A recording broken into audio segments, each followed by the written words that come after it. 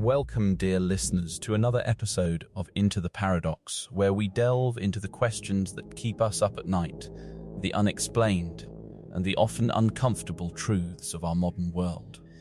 Today, we're tackling something that feels ripped straight from a sci-fi novel, but is in fact a very pressing, very real concern: the potential influence of artificial intelligence on our mental health. It's a vast topic, but we're going to anchor it with a truly disturbing case. With me today are our resident experts, Tom, Occult Specialist and Criminology researcher, and Anastasia, historian and researcher.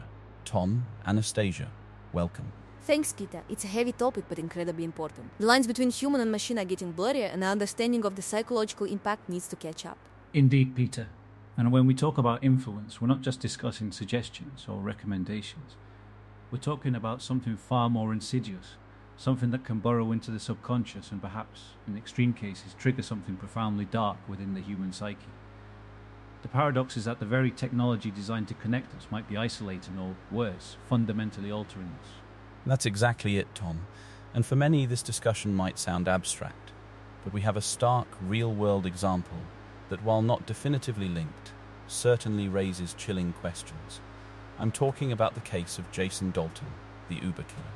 Anastasia, for those who might not recall the details, can you set the scene for us? Of course, it was February 2016 in Kalamazoo, Michigan. Jason Dalton was an Uber driver, seemingly an ordinary man, but on that night he embarked on a random shooting spree, killing 6 people and injuring 2 others. What made it so perplexing, so horrifying, was the apparent lack of motive or warning signs. Witnesses described his behavior as erratic, almost like a switch had been flipped. He was picking up and dropping off Uber passengers between shootings. It was a sudden, inexplicable descent into violence. And the key for our discussion is that his rampage reportedly began right after he received a phone call while on an Uber assignment. A phone call. No apparent external trigger, no obvious psychotic break preceding it that anyone could point to. It's just a sudden, dramatic shift from everyday driver to cold-blooded killer. It's almost as if he was following an internal command, or perhaps responding to something far more subtle yet powerful. Exactly. This isn't to say the Uber app caused him to kill, or that AI directly ordered him, but it raises a profound question. How deeply can our interactions with AI-driven platforms, which are constantly analyzing, predicting, and influencing our next moves, impact our mental state? Could such a system, even subtly, contribute to a tipping point for someone already vulnerable? That's where the work of scholars like Cheryl Turkle becomes so relevant. She's been highlighting the increasing intrusion of technology into our lives and the way this relationship affects our self-perception and our connections with others. The Harvard Business Review even had an article, Technology and Human Vulnerability, that delved into this. Turkle argues that as we become more intertwined with our digital counterparts, the lines between our real and virtual identities blur, and that blurring makes us vulnerable. Vulnerable indeed.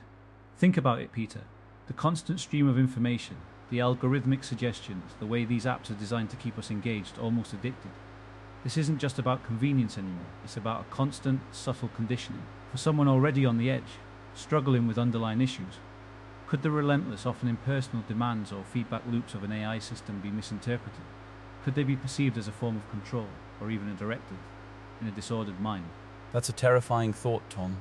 We're talking about a kind of psychological feedback loop.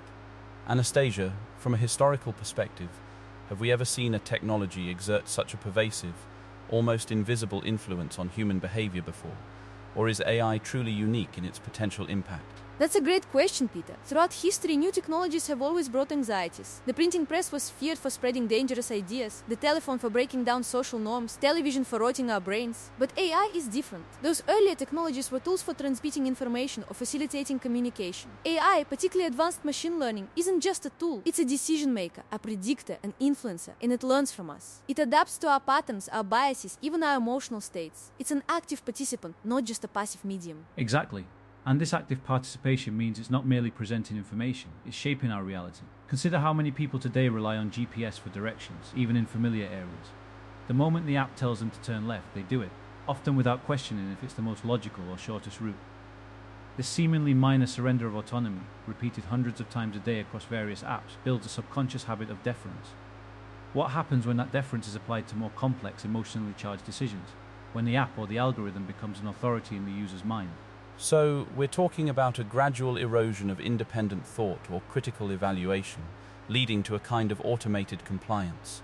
And if you're already predisposed to certain psychological vulnerabilities, that automated compliance could be disastrous. For Jason Dalton, if he was already struggling, could the constant demands of the Uber app, accept ride, navigate here, next fare, have created a perceived chain of command, a series of directives that in a moment of breakdown, he simply couldn't differentiate from other, more destructive impulses? It's a plausible theory. The sheer cognitive load of constantly interacting with these systems, making split-second decisions based on algorithmic prompts can be immense. For someone experiencing stress, fatigue, or a developing mental health crisis, that constant on-call state, driven by an impersonal algorithm, could absolutely push them over the edge. They might feel trapped, overwhelmed, or even lose a sense of their own agency within the system. And there's the element of depersonalization too. When you're interacting with an app, it's not a human voice. It's an instruction. It's cold, unfeeling. For someone who might be struggling with empathy or connection, or who is descending into a state of detachment, this interaction might reinforce that detachment. It could make the consequences of their actions feel less real, less human, because they're operating within this digital, almost gamified framework. That's chilling, the idea that AI could, perhaps inadvertently, facilitate a detachment from reality or from the human consequences of actions. Anastasia, you mentioned the blurring of real and virtual identities.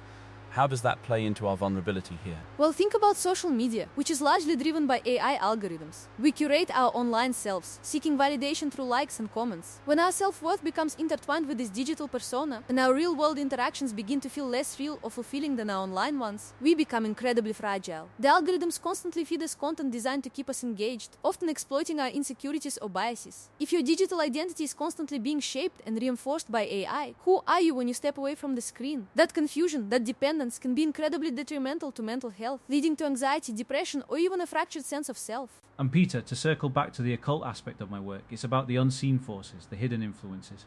AI, in a very modern sense, embodies this.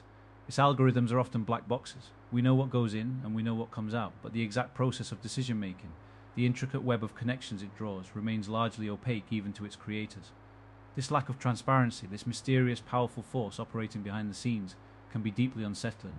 It can breed paranoia, a sense of being controlled without understanding by whom or why.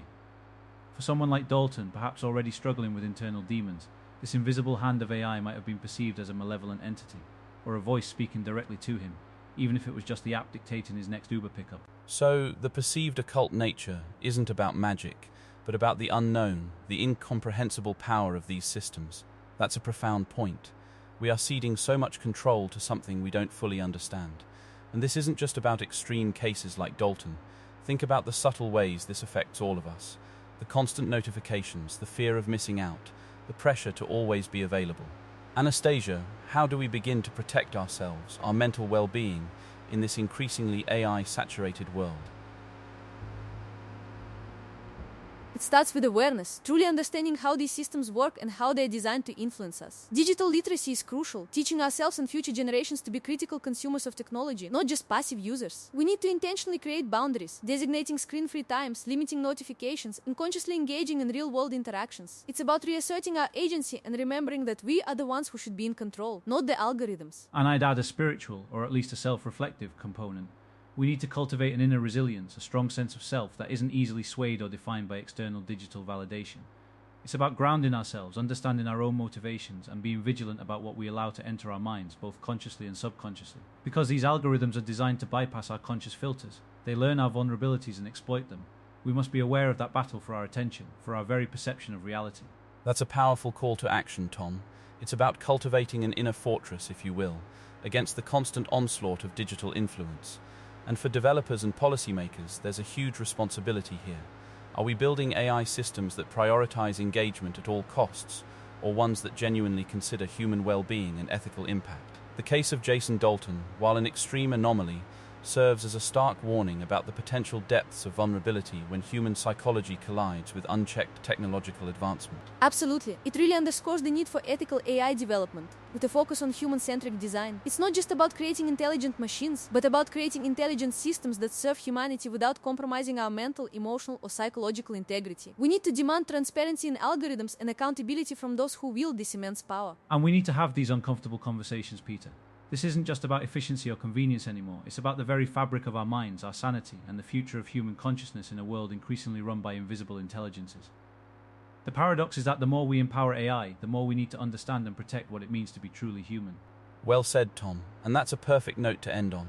The questions surrounding AI and mental health are complex, unsettling, and demand our full attention. The case of Jason Dalton is a reminder that while technology brings countless benefits, it also comes with profound risks that we are only just beginning to comprehend. We must remain vigilant and aware of its potential impact on our mental health. Anastasia, Tom, thank you both for this incredibly insightful and frankly vital discussion. Thank you, Peter. It's been a privilege. Always a pleasure to delve into the unseen, Peter. Be mindful out there, everyone. And to our listeners, thank you for joining us into the Paradox. Remember, as we navigate this digital age, let's ensure our interaction with AI is beneficial, not detrimental, to our well-being. Stay curious, stay critical, and we'll see you next time.